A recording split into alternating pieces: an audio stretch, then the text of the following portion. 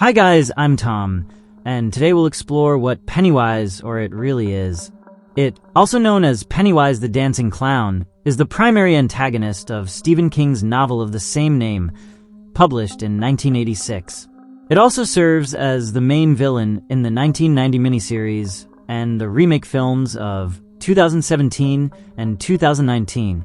It is an ancient, malevolent cosmic entity that originated in a dimension that encompasses and surrounds our universe, known as the Macroverse.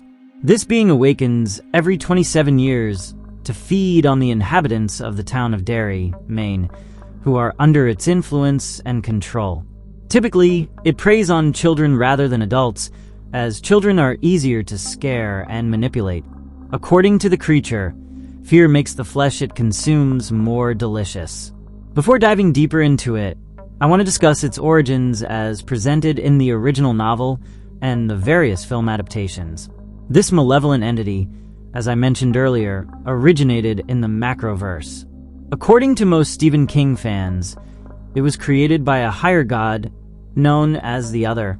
Additionally, this god created its mortal enemy, the giant turtle Maturin, who also appears in novels related to the Dark Tower series. Maturin is one of the 12 guardians holding up the Dark Tower, the axis responsible for creating the many universes where King's novels take place. The Other is exempt from the battles between Maturin and it. Maturin typically stays within its shell and almost never emerges. In King's novels, it is mentioned that this being once left its shell due to a stomach ache, during which it vomited out our universe. The turtle, being benevolent, wise, kind, and compassionate, is the complete opposite of it, who is malevolent, aggressive, and extremely violent. This stark contrast is the main reason why these higher beings are locked in an eternal battle of creation and destruction.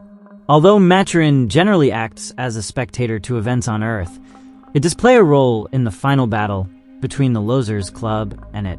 Maturin appears to them in a vision and tells them about the ritual of Chud, which can be used to defeat it permanently. While Maturin does not appear directly in the 2017 film, it is implied to be watching over and protecting the children. This is hinted at through references to the turtle, such as when the children find a turtle in the water or when Bill has a toy turtle in his room. At the start of the film, before Pennywise interacts with Georgie, the boy finds a structure resembling a turtle. This suggests that Maturin indirectly tried to protect Georgie before he was killed by Pennywise. The cosmic entity arrived on Earth centuries ago during a cataclysmic event resembling an asteroid impact. This occurred in what would eventually become Derry, Maine, during prehistoric times. For thousands of years, it lay dormant in this area until humanity appeared and founded the town of Derry. With the population established, it adopted a cycle of hibernation and awakening every 27 to 30 years to feed. Each time it awakens, a wave of violence, murders, suicides, and disappearances follows. The creature feeds on the suffering and tragedies, and just before returning to its slumber, a major act of violence typically occurs. Despite the high levels of violence, these events are rarely reported due to its direct influence over the authorities and the media. Its mental control causes the adults in town to act indifferently toward the horrific crimes and tragedies, which is also why they cannot perceive the creature. In the novel, Bill remarks that Derry is it, and it is Derry, as the town was built around the spot where it landed centuries ago. Mike's grandfather in the novel tells him about the great evil that resides in Derry. Through stories and memories, the book reveals many of the atrocities committed by it in the past. The 2017 film explores this visually, showing how disappearances in Derry are 6 times higher than in other places, with children being the primary victims. Ben informs his friends that every 27 years, tragedies occur in Derry. In 1908, a metalworks explosion killed 102 people, including 88 children. In 1935, a mass shooting by the Bradley Gang left no official records of the victims. In 1962, A black nightclub called the Black Spot was burned down by a racist group. These events are examples of how it influences the town and feeds on its hunger through suffering and destruction. Ben notes that every 27 years, a tragic event occurs, resulting in the deaths of many people. This leads Ben to conclude that all of these events are connected to the clown Pennywise or it. Eventually, the story reveals that after these tragic events, it awakens and typically preys on the townsfolk for a period before returning to hibernation. Ben also informs his friends that the founding settlers of Derry mysteriously disappeared within the first year after the town's establishment. While some people investigated this mass disappearance, they assumed that disease or a native attack caused the tragedy. However, no evidence was ever found to support these theories. The only things discovered were a large amount of blood and clothing near Derry's well, which is now located beneath the house at 29 Neibolt Street. This well is the crater where it initially landed during prehistoric times and the place where its physical form resides.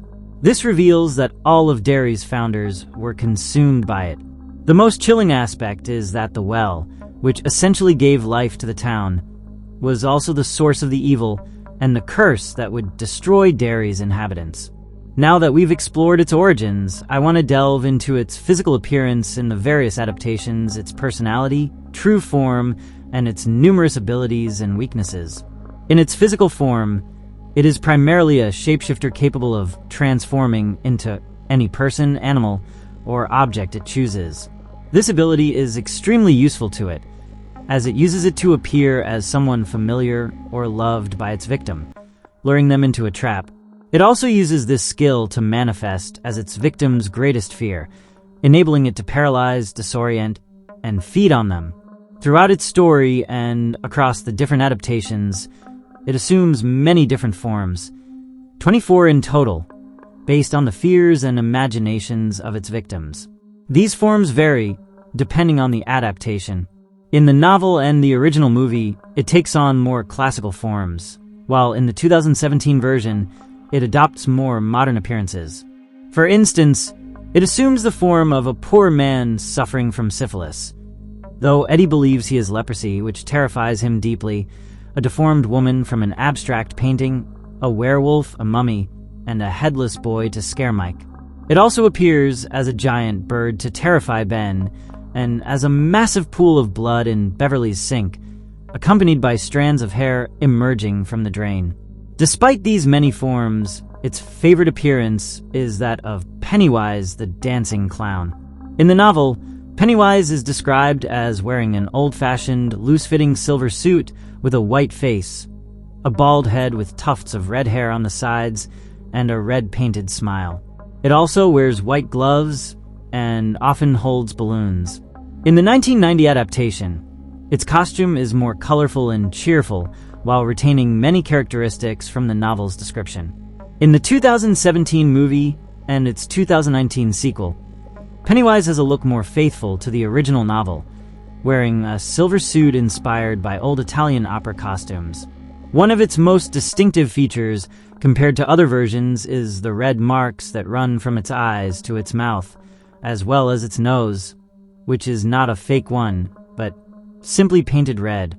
Its eyes are usually orange or golden yellow, but when interacting with its victims, they often turn blue, accompanied by a shift in its facial expression to appear more friendly and playful. The true name of this creature, if it even has one, remains unknown. In some parts of the novel, it introduces itself as Bob Gray or Robert Gray. This has led many fans to theorize that Bob Gray was a real person who originally assumed the identity of Pennywise the Dancing Clown. According to this theory, it adopted this physical form to terrify and lure Derry's children, using the clown disguise to abduct and kill them. However, this detail is not fully confirmed in the original work and remains open to interpretation. Because it realized it could attract many children, it decided that its primary form would be that of a charismatic clown. Stephen King stated that Pennywise is based on the infamous serial killer John Wayne Gacy, who worked as a clown.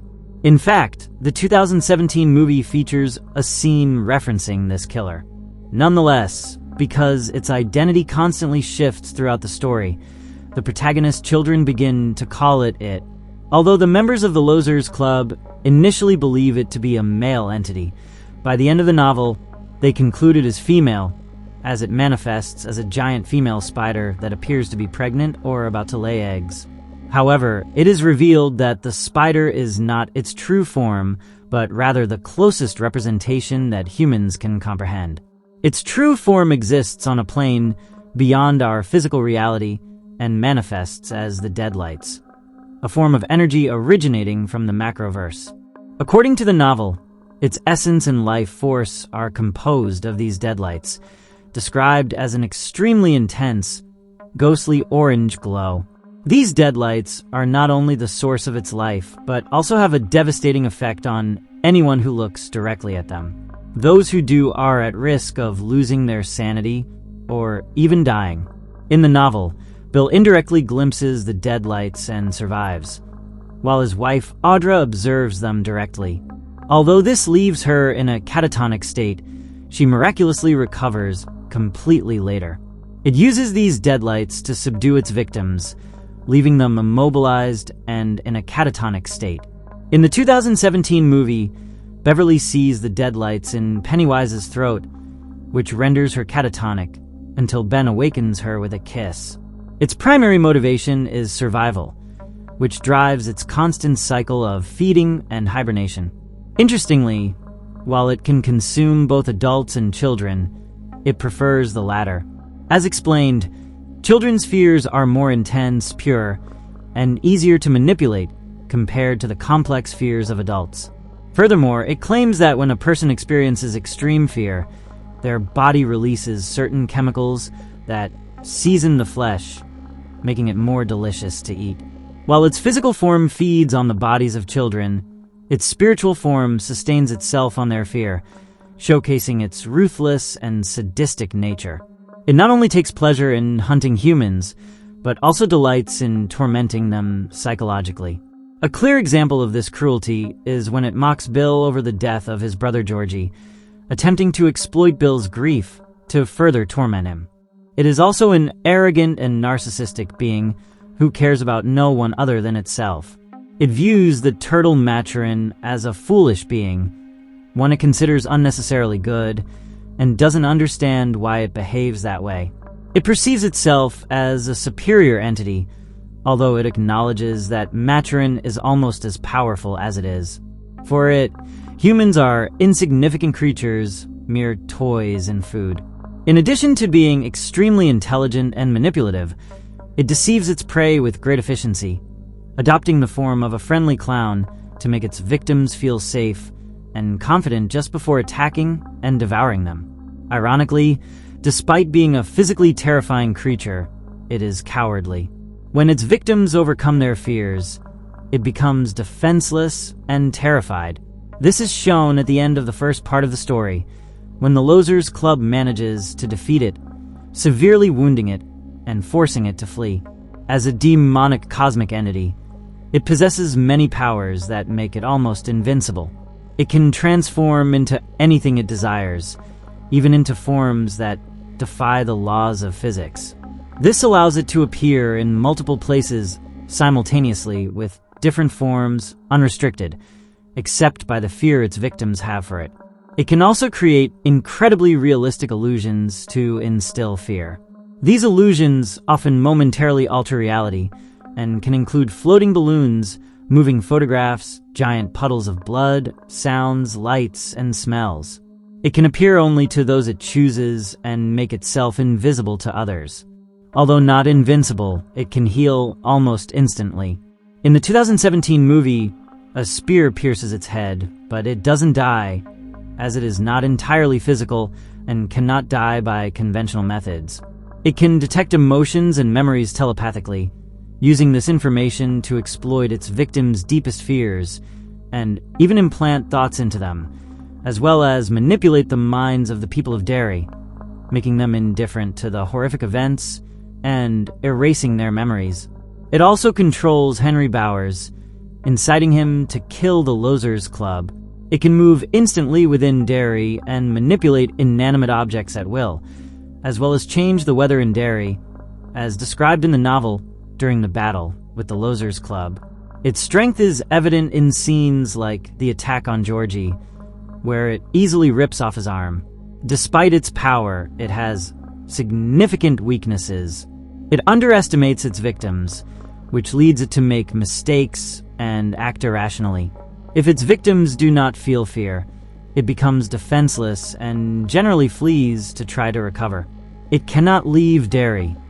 Its powers are limited to this location, and although resilient, it can be hurt by conventional methods.